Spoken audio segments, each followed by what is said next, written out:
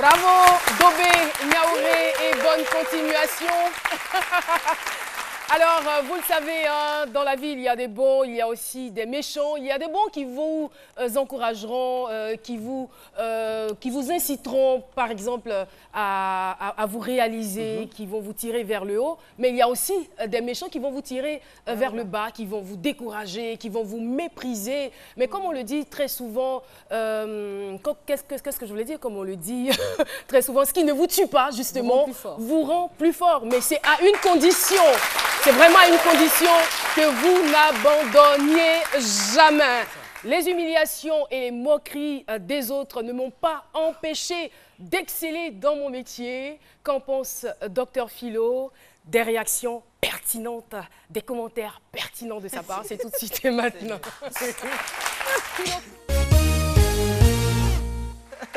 Allez, des humiliations. Allez, juste dire que pour moi, ça n'existe pas. Hein. La moquerie, c'est se moquer de son ami, c'est... Ça n'existe pas vous fouillez, c'est une réalité. Non, vous allez même dans le dictionnaire, même vos moqueries là, vous allez fouiller. J'ai dit, selon moi, vous n'allez pas voir. Moquerie, c'est quoi? Ça n'a même pas de signification. Mais là, ce n'est que des interjections. Comment? Vous vous moquez de nous.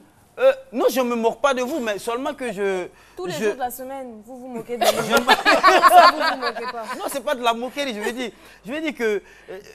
c'est un mot qui existe bel et bien, mais voilà, que tu ignores. Voilà, que j'ignore, parce que pour moi, ça n'a aucune définition, mais ça a seulement des interjections. Voilà. Et donc, je veux dire que, quand on dit se moquer de quelqu'un, c'est quoi? Quand vous voulez vous moquer de quelqu'un, philosophe des temps modernes. Moquez-vous de moi, par exemple? Voilà. Je ne sais pas par où commencer. Il n'y a même pas de langage. Il n'y a même pas de langage. Il y a tellement d'éléments. Qu'est-ce que vous avez fait à votre femme? Il n'y a même pas de langage. Donc c'est une expression qui n'a aucune définition. Ça n'est même pas. Lui là. Donc c'est des interjections seulement. Moi je dis que, vous l'avez dit tout à l'heure, il faut avoir confiance en soi. Quand vous avez confiance en vous-même, vous incitez la confiance aux autres, ceux qui vous regardent. Vous donc, inspirez. Voilà, vous inspirez la confiance aux autres. Donc, il faut avoir confiance en soi. Et puis, moi, c'est dans les quartiers, généralement, qu'on voit, les bas quartiers, même qu'on voit ce genre de comportement. Des gens qui sont dans les quartiers. Oui, généralement, je vous dis. Je ne suis pas d'accord. Je sais d'où je viens. Et les gens, ceux qui agissent ainsi. Moi, je connais des gens qui sont au quartier, quand vous demandez leur fonction, ils disent, moi, je suis le grand moqueur du quartier ici, tout le monde me connaît, tu fais mal, il me moque de toi. Lui, c'est son travail, il se moque de toi. Et généralement, lui, il se moque de toi, tu es menuisier, il va se moquer, c'est poudre de bois, c'est dans poudre de bois, tu vas manger, ou bien tu fais tel truc, il se moque. Mais quand vous réussissez demain, c'est ce même-là qui revient, qui dit, ah, lui, elle est au quartier, nous ici. Ça là, c'est Zamou, ou bien on prend son derrière. Généralement, c'est des expressions qu'on entend. Donc, il faut dire que, et parfois, vous l'avez peut-être oublié de le signaler tout à l'heure dans votre définition de la moquerie, que parfois la moquerie aussi, quand vous tirez vers le bas, ça vous remonte. C'est très technique. Ça vous remonte. C'est-à-dire quand on se moque trop de vous aussi, ça vous pousse à réussir dans la vie. Une dame pendant 2 ans, c'est un exemple que je donne, 2 ans paralysée, et dans sa maison qu'elle a paralysée pendant 2 ans. Comme ça fait 2 ans qu'elle est paralysée, elle va au 2e étage de son immeuble se jeter. Parce qu'elle a subi trop d'humiliation. Ah, j'en ai marre, je vais me tuer aujourd'hui, ça fait 2 ans, donc je vais au 2e étage me jeter. Elle va au 2e étage pour l'humiliation qu'elle a subie. Elle se jette d'où? Elle retrouve l'usage de ses jambes. Et c'est ce qu'on appelle une moquerie. Non, mais c'est une vraie parfois, moquerie, non, mais quand même. Parfois, l'humiliation aussi amène l'homme quand même à réussir aussi. Mais son voisin, lui, ça faisait 10 ans, il est paralysé. Lui, il est allé au 10e. Ça fait maintenant une semaine, il est en haut là. On dit saute, il ne saute pas. Donc, parfois, l'utilisation, parfois, c'est bon, ça apporte ses fruits parfois. C'était donc le mensonge quand vous du midi. retrouvez le respect, appelez-nous. Hein? Merci. Non, mais franchement. Merci beaucoup, Dr Philo. C'est pour ça qu'il est sur ce plateau. Les moqueries des autres arriveraient-elles à vous intimider? Question micro-trottoir, c'est parti. Les moqueries me fortifient. Parce qu'au moment où on dit tu es comme ça, tu es comme ça, tu es comme ça, ça doit plus te motiver à te battre. La moquerie ne peut pas m'intimider parce que je ne vois pas en pourquoi. Au contraire, ça doit me donner le courage. Parce que toi, une personne, tu passes ton temps à te moquer. Sache que la personne de qui tu te moques là, tu fais évoluer la personne parce qu'il va se servir de tes moqueries pour aller de l'avant. La moquerie intimide. Tous ceux qui disent que ça ne peut pas intimider, ils mentent. Si tu as un handicap, qu'on se moque de toi, forcément, tu seras abaissé. Mais seulement, il faut des gens pour t'aider à te relever. Sinon, la moquerie intimide. Moi, personnellement, la moquerie ne peut pas m'intimider. Parce que ceux qui se moquent des gens, ils voient qu'ils n'ont rien à faire. Le temps que tu prends pour te moquer de quelqu'un, moi, ce temps-là, pour essayer de savoir comment tu as mangé la nuit et puis comment tu as fait ta vie, tu passes ton temps à te moquer de quelqu'un. Pourtant, c'est que tu te moques la personne avant. Donc, tu perds ton temps. Donc, chez moi, se moquer de quelqu'un, c'est quelqu'un qui perd son temps. Et voilà, nous sommes donc de retour sur le plateau. Les gens se sont vraiment prononcés sur le sujet. Les humiliations et les moqueries des autres ne m'ont pas empêché d'exceller dans mon métier. C'est le thème du jour, je le rappelle. Et tout de suite, nous allons recevoir notre invité témoin du jour. Il est artiste, peintre et sculpteur également. Monsieur Kofi Kwadiogi. Monsieur Kofi Kwadiogi. Il est le président de la chambre régionale de Yamoussoukro et aussi vice-président national des artisans de Côte d'Ivoire. Bienvenue sur ce plateau. Eh bien, nous sommes très heureux de l'avoir sur ce plateau parce que ce monsieur se définit et se positionne comme étant le champion d'Afrique des artisans. Ouais. Bienvenue. Merci bien, Caroline. Merci, très cher public. Je suis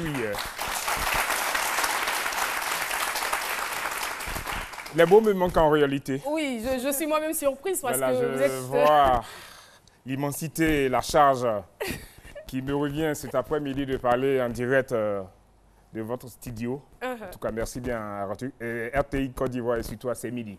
Merci voilà. En tout cas. C'est un honneur pour nous de vous avoir sur ce plateau. Alors, il faut dire que vous êtes non seulement sculpteur, oui. Vous êtes artiste peintre, vous êtes ébéniste, vous êtes designer, ça fait quand même beaucoup. Hein. Tout ça pour vous. Voilà. En réalité, on touche un peu à tout ce qui concerne le domaine de l'art. Parce que je suis d'abord moi-même passionné d'art. Voilà, je suis né dedans et je vis dedans.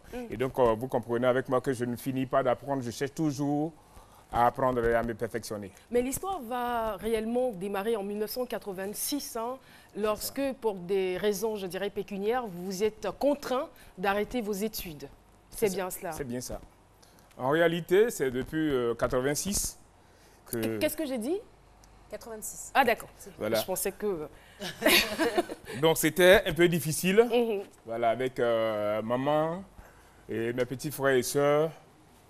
Il fallait d'abord aller à un certain âge à la rue, laver les voitures, cirer les chaussures, avant d'envoyer quelque chose à la maison pour que mes petits frères et petites sœurs puissent survivre. Vous ne pouvez pas comprendre comment c'était difficile. Et donc quand j'allais à l'école, j'arrivais très souvent en retard. Très souvent. Et mon maître me punissait pour ça. On me faisait toujours 4 gaillards. Mais je rentrais toujours en retard. Je reste dans les rues jusqu'à 22h, 23h. Donc, je n'avais vraiment pas le temps d'étudier. Mais malgré ça, j'avais quand même pas mal de bonnes moyennes. Bon, arrivé un moment, c'était difficile parce que maman pouvait pas payer. Je vous interromps juste un instant. Je sais qu'il est magnifique, votre chef, mais bon, je vais mettre là. C'est un sapologue. Hein. Voilà. Et donc, c'était difficile parce qu'il fallait toi-même venir travailler puis assumer le quotidien familial et puis toi-même. Donc, vous comprenez avec moi que ce n'était pas facile. Donc, j'ai dû arrêter les cours en classe de CM2. Et donc, en 86, le 14 septembre précisément, maman m'a envoyé dans un atelier de tôlerie peinture et j'ai commencé. Et 3 mois après, déjà, je formais des pièces qui étaient déjà soudées, c'est-à-dire des pièces même que j'ai trouvé des maîtres qui avaient déjà 4-5 ans, mais déjà 3 mois, je formais déjà des pièces et que mon patron appréciait. On utilisait ça déjà sur les véhicules en son temps. C'était la R12 qui marchait. Ouais. Voilà. Et donc, c'était il y a longtemps. Voilà. Et donc, les pièces étaient soudées, mais je vous assure que c'était difficile. Et donc, je ne pouvais pas continuer dans la tôlerie parce que la tôlerie, les métiers de mécanique, excusez-moi, mais c'est très salissant. Parce que c'est très salissant. Parce qu'il y a de l'huile, il y a la graisse. Il fallait se coucher sous le camion. Tu n'as même pas d'habits avant pour de rechange. Le seul que tu as, quand tu vas et que tu dois te coucher pour souder une pièce, Le soir, tu vas rentrer le même habit, tu ne peux pas sortir. Donc, vous voyez que c'était difficile. Donc, c'est juste pour cela. Pour ça que j'ai arrêté la tôlerie. Et pourtant, vous faisiez quand même des prouesses. Oui, mais il fallait choisir. Et donc, j'ai opté pour qu'on appelle pour la menuiserie. Je suis passé par la menuiserie, les bénisteries. Et déjà, en 6 mois, on nous a mis 3, maman nous a mis 3 pères à son âme, mes 2 cousins, mais qui n'ont pas pu tenir parce que moi, j'étais encore très jeune et déjà, ils avaient un certain âge, ils connaissaient le plaisir de la vie, mais moi, j'étais encore tout petit. Donc, j'ai eu le temps vraiment de pouvoir poursuivre ce qu'on appelle mon métier. Voilà. Et surtout, c'était pas salissant. Les bénisseries, il était moins salissant. Voilà, il était moins salissant, surtout que quand vous n'avez pas d'habit, le seul qu'un oncle vous a donné, d'une certaine taille, et le bas est troué, vous devrez raccommoder. Voilà. Non, mais voilà. C'est vrai qu'on en rigole, mais ça montre à quel point vous étiez dans une situation assez C'était difficile, sincèrement. C'est mon oncle qui nous avait trouvé un studio à Mossicro, où je vivais avec maman, mes frères et sœurs dans la toute petite pièce. Voilà. Et donc, vous voyez que c'était difficile. Maman a dû abandonner pour nous laisser nous 3 dedans. Et finalement, je suis resté seul. Là, il fallait marcher, aller à Yopougon-Kouté, aller apprendre avec ton handicap. Et tu marches très tôt, 5 h du matin, 5 h 30. Tu arrives le premier, tu fais tes bricoles. Quand vous dites avec ton handicap, en fait, j'ai un handicap, mais on pense que c'est le malin que je fais, mais je ne fais pas le malin. Voilà, on m'a fait une injection à l'âge de 3 ans qui m'avait pratiquement paralysé. Voilà, mais grâce à ma grand-mère et puis certaines personnes, aujourd'hui, j'arrive à surmonter et je fais mon petit malin avec qui fait qu'on ne sent pas. Vous avez raison. Voilà. Il faut savoir transformer ses faiblesses en force. Mais bien sûr. Et donc, c'était difficile. Et puis, on a continué dedans. Tu marches, tu t'en vas. Le soir, tu rentres. C'est quand je rentre le soir, les bricoles que j'ai fait, que je vais payer un sac de riz. À ce moment, c'était le poisson thon pour 50 francs déjà, de l'huile, de la tomate et tout ça. Je vous assure que vous n'allez pas croire. Souvent, je ramassais des pièces de 100 francs, 2 fois, 3 fois, quand j'en avais besoin et quand je priais. En circulant dans les quartiers, dans les rues de nouveaux quartiers, souvent quand je n'avais rien à manger, je ramassais ça effectivement. Et c'est avec ça que je faisais. Par la force de la prière. Et donc tu prépares le riz, tu manges aussi à 22 h là. Tu laisses le reste coucher, matin tu ne le chauffes pas parce qu'il faut aller tôt. Tu manges rapidement et puis tu t'en vas. Mais justement, je veux savoir, est-ce que les humiliations de votre entourage émanaient de la situation difficile que vous viviez à l'époque? Si par rapport aux humiliations, si tu veux, tu restes dedans. Maintenant, celui qui ne veut pas, qui ne supporte pas, il est obligé de persévérer. Mais comment ça se manifestait justement? Je vous assure que vous n'allez pas croire quand tu as une jupe à ton âge. Une jupe? Et tu ne mets même pas de ceinture. Tu n'as pas de ceinture, donc tu mets une corde sur le pantalon trouillé et puis on t'envoie par exemple pour aller payer des pointes. Attends, pour revenir donc à la base, c'est le pantalon de l'oncle que vous appelez la jupe. C'est le pantalon de l'oncle qu'à un certain âge, quand tu coupes, il devient bas 30. J'imagine, un joli modèle qui est certainement revenu à la mode. Voilà, vous avez des pantalons à bas 30, vous avez des pantalons à bas 30 2 fois, ça vous fait bas 60. Et ça fait le tour vraiment d'une jupe. Vous voyez? Et donc, quand on t'envoie pour aller payer une pointe, tu ne peux pas partir parce que les élèves à Abidjan, tu quittes Toumoudi, tu arrives à Abidjan, vous voyez les enfants d'Abidjan, comme ils sont. Toi, tu viens de ton Kokumbo Toumoudi, tu arrives avec... donc, c'était difficile de sortir. Voilà. Mais vous sortiez quand même? Je vous ai dit que je sortais à 5 h du matin. Sérieux, je sortais à 5 h du matin et je ne rentrais qu'après 20 h, 21 h. Pour éviter les moqueries. Pour éviter les moqueries, mais aussi pour travailler. Je travaillais beaucoup, je faisais beaucoup de bricoles, je touchais un peu à tout. Je fabriquais déjà des pièces, des chaises, parce qu'il fallait, au moment où tu apprenais, il fallait réaliser certaines choses faciles à payer, telles que des boîtes, des boîtes où on mettait des pièces d'argent, des tabourets, des porte-manteaux surtout. Et comme je t'avais choses, donc ça sortait comme des petits pains. Et donc, très souvent, j'avais de l'argent. Quand je descends le soir, j'avais un 6 000. Regardez dans les années 86, 87. Et je payais comment vous appelez, la carte de bus de mon grand frère qui est professeur aujourd'hui. Voilà, je payais à son temps sa carte de bus. Voilà. Avec mon argent de bricole, j'arrivais à faire tout ceci. Et puis, j'arrivais aussi à et aider ma maman et puis mes petits frères de temps en temps avec.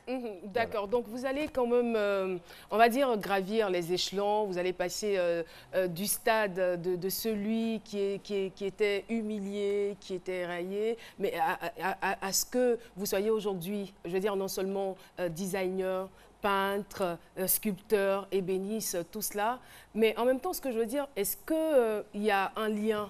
Il y a un lien entre les différentes activités que vous exercez? Oui, c'est tout ceci, c'est le domaine de l'art. Et là, celui qui est passionné... Mais c'est vrai que c'est le domaine de l'art, mais le fait que vous les exerciez tous en même temps, est-ce que ça ne vous disperse pas? Bon, ça c'est dans le travail. Ne vous distrait pas. Voilà. On pense que ça, on est un peu distrait, mais une fois que tu es organisé, que tu veux faire, tu arrives. Tel que quand, aujourd'hui, même à mon âge, je quitte la maison toujours à 5h30, 5h30, 6h, je suis déjà au boulot. Je commence à peindre, je commence à faire mon programme pour mes ouvriers qui vont venir. Et à une certaine heure, 8h, 9h, j'arrête pour aller sur des rendez-vous, faire des affaires. Je reviens à l'atelier pour voir comment est-ce que les gens ont travaillé. J'essaie de continuer de parfaire certaines choses. Autour de 17h, 18h, quand je descends, je me mets à la peinture. Souvent, quand je suis inspiré, je peux rester jusqu'à 2h, 3h du matin. Tout à l'heure, dans le micro-trottoir, on a entendu des personnes dire que c'est vrai, on va peut-être se la raconter, mais les railleries, ça intimide. Alors, comment est-ce que vous arrivez à surmonter, à ne pas vous recroqueviller, à vous dire, à ne pas vous dire non, de toutes les façons, je suis un moins que rien, je ne vais pas y arriver, je suis né d'une famille pauvre, ça ne va jamais le faire. Comment est-ce que vous persévérez? Comment est-ce que vous arrivez aujourd'hui à ce stade? Merci bien. C'est celui qui veut rester, qui reste. Moi, je sais que si je ne le fais pas, quelqu'un d'autre ne le fera pas à ma place. Ça, c'est clair. Et c'est l'occasion. C'est clair. Mais justement, c'est vrai, vous avez persévéré, mais d'autres personnes dans de telles situations auraient choisi peut-être d'autres voies qui ne sont pas forcément légales. Comment est-ce que vous arrivez à vous motiver en disant « je reste dans ce petit métier et demain je vais y arriver » Parce qu'il y a beaucoup de personnes qui rencontrent ce genre de situation, mais qui préfèrent choisir la facilité ou des moyens illégaux en fait. Moi, par exemple, j'ai dit « je ne veux pas dormir dans le salon de quelqu'un ». Et puis, matin, on doit me lever pour balayer le salon où les enfants vont m'insulter. Voilà. Aller laver la voiture avant que, ou bien déposer les enfants à l'école. Je dis non, moi-même, il faudrait que les gens fassent ça pour moi. Et donc, depuis ce temps, je me suis mis au travail. Je touche un peu à tout, vous n'allez pas croire. Et tout ce que je fais, j'essaie de le faire avec amour et passion. Je ne touche à rien par hasard. Même si pour la première fois, je le fais que je choue, je continue. La peinture, par exemple, en 2001, si je vous raconte cette histoire, vous n'allez pas croire. On va croire. D'accord. Quelqu'un, voilà, qui n'a jamais touché à la peinture. Et puis, on lance ce qu'on appelait un concours, qu'on appelle le Grand Prix Guinéré, en 2001. Un temps, Thierry Dia, qui est mon ami et frère, il payait des tableaux avec les Jacou bleus. Il envoyait sur Toumoudi, moi j'encadrais et je ramenais. Je me demandais un jour si j'allais pouvoir peindre. Et en 2001, on lance le Grand Prix Guinéré. J'appelle Thierry Dia, on essaie de changer comme ça. Il me dit, mais Guy, il faut essayer tel que je te connais. Je sais que ça, tu peux faire quelque chose. Je reprends une pièce dans mon champ de manioc, j'envoie. J'essaie de travailler ça un peu, faire ce que je peux faire. Sur les 300 exposants, c'est-à-dire des élèves de l'INSAC et tout ça, il fallait 10 personnes. On dit, je suis dans les 10 personnes. Waouh! Pour quelqu'un qui est un profane, face à des étudiants de l'INSAC, dans les 10 premiers. Et les 10 premiers, maintenant, tu dois venir en compétition. Tu dis que c'est toi qui as réalisé. On vous met qu'on appelle sur un plateau où tout le monde essaie de faire ce qu'il peut faire. Chacun essaie de se défendre. Tu as en face de toi les élèves de l'INSAC, certains jeunes professeurs et tout ça. Et quelqu'un qui n'avait jamais touché un pinceau et rien. Et en bordure de la lagune, moi, je tends les châssis et consorts, je vais, je paye la colle, mais je ne savais pas quelle peinture il fallait utiliser. Je prends telle peinture, telle peinture, telle peinture. Et tous les élèves qui étaient là, qui se moquaient, puisque nous sommes à une compétition, ils disent d'autres qu'on appelait un héros, qui disait « billet, tu n'as pas dit que c'est toi qui as fait, tu vas voir aujourd'hui ». Et ils se sont moqués de moi. Il y avait un monsieur juste auprès de moi que je ne connaissais pas, du nom de Mobiago Stéphane, qui devient aujourd'hui mon maître. Il m'a dit « mais tiens, la peinture là, vous voulez ?» Je dis « oui ». Il dit « pourquoi ?» Il m'a donné quelques tubes. Regardez, j'ai badigeonné, j'ai pris ici, j'ai mis ici parce que le thème, c'était qu'on appelle la réconciliation. Je finis de faire mon travail, je ramasse qu'on appelle des lianes, des cordes, un peu de tout, en bordure de la lagune. Je fais couler, je passe la peinture. J'arrive dans un endroit où j'ai mis du vert, à côté j'ai mis du rouge. Il fallait faire la nuance. C'était pas facile, ça se moque. Ça, vous voyez un peu entre élèves, la moquerie entre élèves, c'est pas pour les enfants. Et on finit, le travail est fini. Le dernier jour, ils ont ramassé ce qu'on appelle tous les tableaux. Ils sont partis avec ce qu'on appelle les tableaux. Quelques temps après, le jury que vous avez en face, c'est notre papa Bernard Dadier, la grande chancelière d'Agri Diabaté, Zadie Zaourou, Madame Yao, et tout ça. Toute cette panoplie de connaisseurs, tu es en face d'eux et le jury délibère. Il fallait 3 personnes. Tu deviens le dernier des premiers. Donc vous êtes 3e. 3e. Wow. Voilà. Et donc, depuis 2001, j'ai dit, ben, si devant ceux-là, j'ai pu être 3e, c'est que je ne laisse pas. Oui, il y avait au départ 300 personnes. 300 personnes. Je finis par 3e. Donc, j'ai commencé à taper. Depuis 2001, j'ai commencé à travailler, puisqu'en 2002, le Grand Prix Guinée se lançait encore. Et déjà, j'avais déjà réalisé ma pièce pour 2002. Et là, on va dire que vous vous êtes très bien positionné et aujourd'hui, vous vous en sortez très bien. Je veux dire que vous n'avez rien à envier à certaines personnes qui ont des salaires colossaux. Vous gagnez très bien votre vie à partir de ça. Mais tu es parti de comment? Il faut savoir d'où tu viens. Un enfant de la rue, vous comprenez, qui devient peintre, designer, chef d'entreprise. Je peux dire parce qu'il y a vous employez combien au moins 15 personnes. Au moins 15 voilà. personnes. Au moins 15 personnes. Au moins 15 personnes. Donc, je peux dire que j'ai réussi, mais l'homme est un éternel et insatisfait. Ça, c'est clair. Et donc, ce qui fait que je me dis que je me dois encore de redoubler d'efforts pour pouvoir mieux gagner ma vie et servir mon pays. N'est-ce pas, pour demeurer toujours champion d'Afrique. Voilà. Et à titre d'information, je vous dis qu'en 1996, il a été prix du meilleur artisan de la région des Lacs. 2000, prix du meilleur jeune entrepreneur du département de Toumaudi. 2001, 3e prix Guinéré qu'il vient de citer. 2003, prix Christian Latier du meilleur sculpteur. Et 2003 encore, grand prix Guinéré. 2016, prix du Premier ministre Duncan, prix du marché ivoirien de l'artisanat, prix du lauréat des lauréats 2016. Bravo, champion. Voilà, j'ai envie de dire quel palmarès. Bravo, bravo, on est fiers, de vous. Voilà, il n'y a pas que la musique, il n'y a pas que les bureaux, il y a aussi l'artisanat, justement, qu'il va falloir prendre au sérieux. Je veux dire que ce soit au niveau de la population ou au niveau de nos dirigeants, parce que il n'y a plus de place aujourd'hui. C'est difficile d'avoir du travail. Et là, il y a du travail. La preuve, vous employez jusqu'à 15 personnes. N'est-ce pas? En réalité, c'est ça. Nous sommes au terme de l'entretien. Merci en tout cas d'avoir accepté de partager votre expérience avec nous. Merci. Quel serait donc votre mot de fin, ce que vous voudriez qu'on retienne de vous, de votre passage sur ce plateau? D'abord, je dis merci à toute l'équipe de C'est Midi. Et aussi, ce que j'avais à dire, c'est à nos dirigeants. Ils font déjà beaucoup, mais beaucoup reste à faire, puisque Caroline même était en train de souligner qu'il n'y a plus de place en réalité dans les bureaux. Mais dans l'artisanat, il y a encore du boulot. Et tout le monde entier est passé par l'artisanat, avant de devenir moderne et industriel aujourd'hui. Et donc, que chaque Ivoirien, là où il se trouve, il faudrait qu'il retourne apprendre au moins un métier de l'artisanat. Et la chambre de métier, elle est là pour vraiment bien les encadrer. Mais aussi, quand on donne, par exemple, au CIAO qui fait la vitrine du Burkina, où tout le monde entier s'en va, c'est seulement avec 300 millions que l'État du Burkina a réalisé le CIAO. Mais chez nous, c'est 500 millions. Donc, il y a du travail à faire. Et les 500 millions doivent vraiment, en réalité, travailler. Il faut que ça travaille. Et que l'État ne baisse pas les bras, que l'État mise beaucoup dans le secteur de l'artisanat parce qu'on a notre mot à dire. En dehors du café, du cacao, de l'EVA, notre artisanat peut faire la fierté. Une tenue qui est différente de la jupe Voilà. de l'oncle. Hein. Voilà. Donc, pour dire qu'on peut ne rien avoir aujourd'hui, on peut peut-être être méprisé, être larisé des gens, mais à force de travail, à force de persévérance, à force de croire en son potentiel et à force de s'exercer, à le déployer, on peut parvenir à atteindre les sommets. Merci en tout cas d'être venu sur notre plateau.